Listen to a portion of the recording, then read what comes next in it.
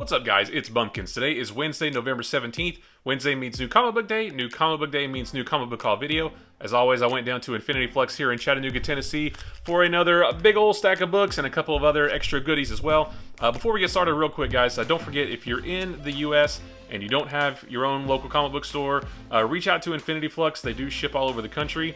Wherever you're watching this, they're linked or tagged or something.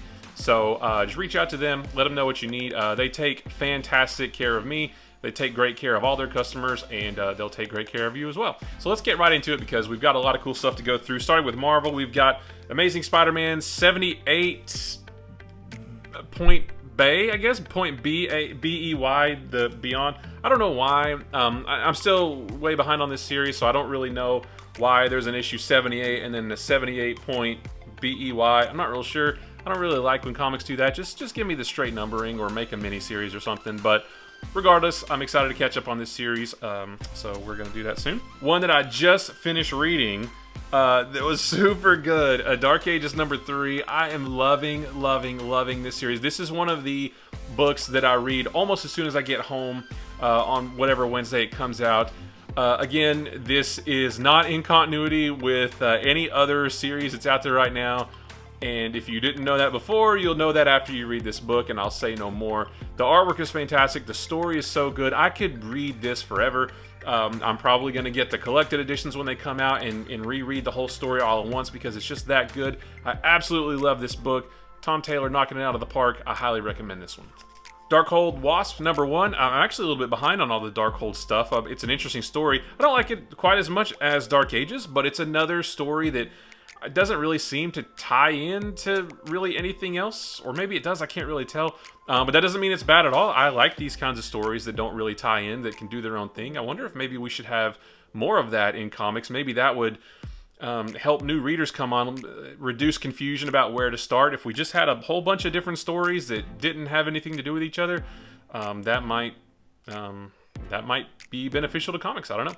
Fantastic Four Anniversary Tribute number 1. So this is like the Giant Size X-Men anniversary issue where a whole bunch of different artists came together to basically recreate panel by panel the original Fantastic Four number 1 from Stan Lee and Jack Kirby. A different artist, a different team of artists on every single page. So it's cool to reread that classic story, but in modern art styles, and a whole bunch of them because there's a different one on every page. So I can't wait to tear through that one. One of my favorite series from Marvel right now, Moon Knight number 5. I was hoping to get to read this one before this video. I didn't get a chance to, but I'm loving this series. I'm super excited for the TV show coming up. It makes me want to dive into all things Moon Knight. If you want to read a little bit of Moon Knight before the show comes on, I highly recommend this series. It's really good. And then another one of my favorite series from Marvel right now, Shang Chi number 6. I think this might be the last issue of this first story arc, where it's basically Shang-Chi versus the Marvel Universe. He's faced off against various heroes over the course of this storyline because they're questioning his motives as the head of the Five Weapon Society. It's been really good. I can't wait to finish this storyline. And that's it for Marvel, but we've got a bunch of DC books as well, including Batman number 117, the B cover here. This is actually James Tynion's and Jorge Jimenez's last issue, so sort of the end of an era for Bat Books, and then we're moving into a new creative team next issue. I still haven't caught up on any of the what I call the Tynion era Bat Books, including Nightwing, Joker, anything else, sort of Detective Comics, anything else related to all that stuff. But I feel like once I get done catching up with a couple other books, I've been reading a lot of Hawkeye, getting ready for that show. But and I've been catching up with Daredevil too. But as soon as I'm done catching up on all this stuff, I think I'm going to jump into Batman and read this whole run, this whole Tynion run all at once, and it should be pretty awesome. Batman Secret Files, The Gardener number 1. I have no idea who The Gardener is because, again, I haven't read any of this era of Bat books, but it's part of the Fear State storyline, and I'm a sucker that has to get every tie-in to every storyline, so this is just one of those. Green Lantern number 8. I love this cover. This is really cool. I'm still behind on Green Lantern, but I'm thinking about jumping off of this title. I do enjoy this story, but it's just not the Green Lantern story that I want right now. So I might just wait for it to hit DC Universe Infinite. But I still need to catch up. I might change my mind by the time I catch up to this one. Justice League number 69, nice. I am also behind on this series as well. This might be another one that I'll hop off of, just because I'm not sure that that I need it every month. It's not that I don't want to read it, I just don't know if I absolutely have to have it.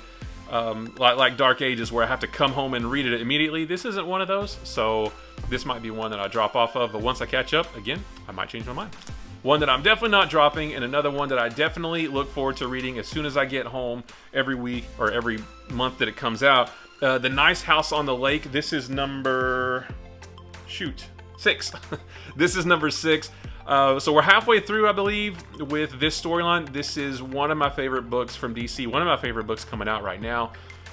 We're starting to very, very, very slowly get teeny tiny pieces of information about what is going on, who is Walter, why is he doing what he's doing. Now, don't get me wrong, there's still a ton of questions out there to which we have almost no answers, but we're starting to get little tiny morsels of information that we didn't have before. It's really good. I cannot wait to read the rest of it. This is going to be another one of those like Dark Ages where even though I've got all the singles, I'm still going to get the collected edition when it comes out and read the whole thing. It's just that good, guys. I highly recommend this one.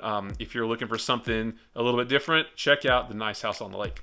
Nightwing number 86. Again, this is part of the Tynion era Batman books that I haven't caught up on. But I'm loving anything that Tom Taylor is doing right now, and I have no doubt that this will be any different. One that I did read and I enjoyed is Suicide Squad number 9. I was actually going to hop off of this book a while ago, but it's just really good. I'm really enjoying the Suicide Squad. They go up against Green Lantern Joe Mullen. Is it Joe Mullen? Am I saying that right? The artwork in this book is really good too. This is just a fun story, and this is one of the ones that I actually do read pretty soon after I pick it up as well. So I'm enjoying this. And then another one that I enjoy reading every time it comes out is Superman, Son of Kal-El, number 5. Another Tom Taylor book. Again, this is the one where all the people who don't actually read comics pitch the fit, because this is the one where John Kent comes out as bisexual. This is Jay Nakamura. This is a great story. I wish people could put aside their closed-mindedness and just take this for the awesome story that it is. This has been a great series so far because John Kent is trying to be an even better Superman than his father was. And how does he do that? He's got less experience, but he just wants to do even more, if that's even possible. And it's just seeing his struggles and how he tries to do that every issue. It's been fantastic. This is, again, another one of my favorites from DC, and probably another one of my favorite books that of all comics that's coming out right now. I love this series. So that's it for DC, and actually, my shop didn't get their Diamond order this week. It wasn't their fault. Diamond's had a lot of trouble lately with various things, and they haven't been very communicative, and so we just, my shop didn't get those books, so I don't actually have any Image or indie books to show you, but far be it from me to walk out of the store with less than like 30 books or so. I went digging through the dollar bins. It was really cool because Infinity Flux put out like 20 brand new boxes that have never been out on the floor, full of dollar issues. So I tore through those over the course of a couple days and pulled out some really cool ones that I really think would be nice, including Captain America Volume 2. So this is the Heroes Reborn stuff. Number 12, because I have 1 through 11 and 13, and I used to have 12 at some point. I have no idea where it is. All of my number 12s from the Heroes Reborn storyline are gone. I don't know where they are, so I found this one, so that fills that run. I think I got a couple more to go, and I'll have the rest of them. But yeah, Cap number 12. And then speaking of Captain America Volume 3, so this is the Heroes Return, Captain America number 9, because I've got the first 8, and I just thought, hey, I'll just continue on with that. Marvel Superheroes 80-page Spring Special. This is from 1993.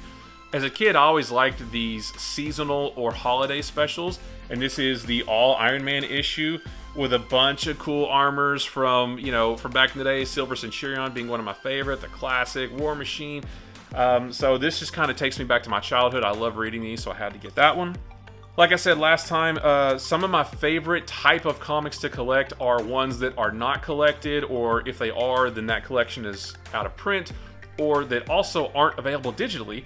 So that's why I picked up some more Micronauts issues. Micronauts number 3 and number 9 and number 12. Again, I don't know anything about the Micronauts, but they were $1, and these are hard to find. I'm not saying that they're rare, but they're just hard to, just don't come across them every day. You can't just run out and buy a trade paperback or an omnibus of Micronauts, and they aren't available digitally as well. So they had some sitting there, and I wanted to try to get some more. And then speaking of books that I like to get that aren't collected or aren't available digitally, I got a couple more Silver Sable books. Silver Sable number 25 and number 26. This one seems interesting because it's Sandman versus the Trapster. A little bit of Frightful Four reunion there. So I still don't have a lot of this run, but it's fun to pick them up whenever I find them. And then, West Coast Avengers Annual number 2 from 1987. Sure, why not? West Coast Avengers are fun, especially this lineup. We've got Silver Centurion, Iron Man, and Moon Knight. We've got Silver Surfer hanging out. I don't know what he's doing there, but I just thought that would be a fun book to get. And then the Avengers West Coast Annual number 6 from 1991. This is part of the Subterranean Wars storyline that I've actually picked up over the last few weeks in the course of some other annuals as well. So I just wanted to add to that. Got some DC dollar issues as well. Green Arrow Annual number 5 from 1992. This is part of the Eclipso, The Darkness Within storyline, and I've actually been watching Stargirl with Eclipso. Well, he hasn't showed up where I'm at yet, but Eclipso is part of this season, and it made me sort of nostalgic for the Eclipso Darkness Within storyline. I don't know that a lot of them or any of them are available digitally or collected, so again, I saw this one. This is the only way that I know to read this storyline. It's only one part of a larger story, but got real nostalgic when I saw this, so I had to get that one. And then I got 4 books that I actually have collected in a digital format, but then when I saw all 4 of them for $1 each, I couldn't pass it up. Cosmic Odyssey, written by Jim Starlin, with art by Mike Mignola.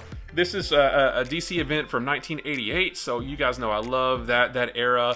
Late 80s, early 90s, as well as anything from the 70s. I love just all that era of comics. So this was a big, I don't know if it's like a big event, but just a big storyline from the late 80s. Jim Starlin, Mike Mignola, a whole bunch of DC heroes. So I had to pick up number 1 and number 2. See how awesome that is? And number 3, we've got some Dark Side and the Demon action. And then number 4, with Dr. Fate and some New God stuff going on. So I actually, like I said, I've got this collected digitally, but I've never read it, so I can't wait to crack these open and do that. One from Aftershock, Phantom on the Scan number 5. This is actually a fairly new book that I thought I missed. I have 1 through 4. I think it's a 5-issue series, and I never got the 5th issue. So it was just sitting there. This was the only one. I thought, hey, perfect. I got all the other ones. Now I have the full set. And then on a whim, because I've never read these, but I've always been intrigued by the character, I got the original, a couple issues from the original series of Ninjak from Valiant Comics. This was like from around 90, what was this, like 92, 93, maybe it was 94. So Ninjak number 1, I remember this one, seeing it on the store shelves back when I was a kid. Joe Quesada, the big foil chromium cover, looks really cool. So I got number 1 and number 2. And then number 4 and number 5. They didn't have number 3. So, again, I've always been intrigued by the character. I've only read maybe 1 or 2 comics with him ever. So I just thought, hey, let's start at the source. I know there's a new Ninjak series out right now. The art really I got the first issue. The art really took me out of it. It just wasn't for me. I didn't think it fit the story. So I figured I'd start at the source and try this one. But the fun doesn't stop there. I picked up another couple of goodies as well. It's been a while since I've picked up any omnibuses to show you guys, but I got 2 today. So I got Conan the Barbarian, the original Marvel years. This is volume 6. So this collects Conan the Barbarian number 150 through 171, annuals 8 and 9, and then What If number 43. That might be, I think that's the one where What If Conan were stranded in the 20th century, which is interesting because he is actually in Savage Avengers right now. I've got the first 2 omnibuses. I don't have 3, 4, or 5, but I'm going to work on getting those. I've really been enjoying this Conan series from Marvel. I'm only about 10 issues into the first omnibus, but I wanted to go ahead and pick this one up since it came out today, and I'm going to fill in those gaps as I can. And then last but not least, one that I've been looking forward to for a really long time is the entire Empire omnibus. I've never read this story. This collects a whole bunch of stuff. I'm hoping that reading this will help me sort of understand some of what's going on in the Marvel Universe. I read the Last Annihilation storyline. There's a whole lot of stuff with the Kree and the Skrulls, and I guess they're in an alliance now, and I mean, it was a cool story, but I didn't really know the details behind it. So hopefully reading this will help me understand that. Can't wait to break into this one. I was happy to get it. And that is it. Another awesome haul. Guys, I appreciate you watching this video. If you like this video or any of the other videos on my channel, maybe consider hitting the subscribe button. If you like this video, give it a thumbs up. If you didn't like this video, give it a sarcastic thumbs up. And if nothing else, leave me a comment below and let me know what you picked up this week. If you got any omnibuses, some dollar issues, did your shop miss out on their diamond shipment as well? Kind of a weird week, but still a good one. Just anything that you picked up, let me know. I love comic books. I could talk about them with a room full of people or just to a camera. Guys, don't forget that comic books are supposed to be fun. They're just another fun form of storytelling. There is clearly plenty to look through for you to be able to find something that you like, and it is super easy to just simply ignore the things that you don't like. Also, don't forget, it doesn't matter how big your comic haul is. What makes a good comic book haul is what it means to you. Whether you picked up 1 book, 10 books, 100 books, it doesn't matter. As long as you are excited about what you picked up and you enjoy it, that's what makes a great haul. So guys, I appreciate you watching, and I will see you in the next one. Bye-bye.